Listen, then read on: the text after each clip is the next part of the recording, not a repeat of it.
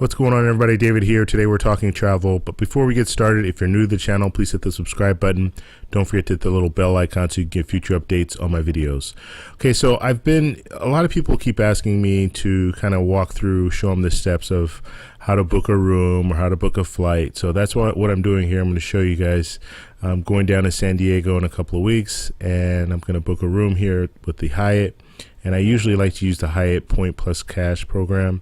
So I'm going to show you what that is, and I'll show you exactly how I work myself through finding a hotel room and all that. So I have looked at this earlier, so I do have kind of an idea of what hotels are available, which ones aren't. But the first thing you want to do is put in your destination, and then of course the dates that you want to travel, and then all that information there. And you want to use points. So if you want to do the Points Plus Cash, you still need to click on this little points information here in order to pull it up. So let's go ahead and find a hotel. Okay, so we have all these different hotels that are coming up here, and the top here, 20,000. Now if I wanted just to book that outright and it'd be a free night, then I can use 20,000 points. That's what that's showing me. Or if I want to pay cash, it's going to be $509 a night for that one. 15,000 points here, $1,300. That's crazy for that one. 8,000 points there, and on down the line.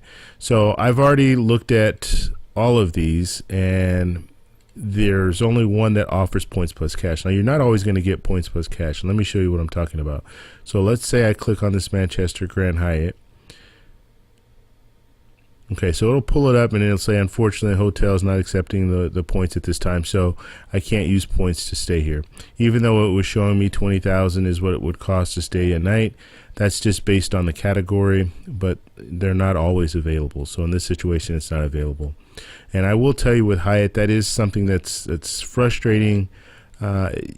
You might have points, but you can't use them. You can work down. Let's work down the list here. So the Hyatt Regency,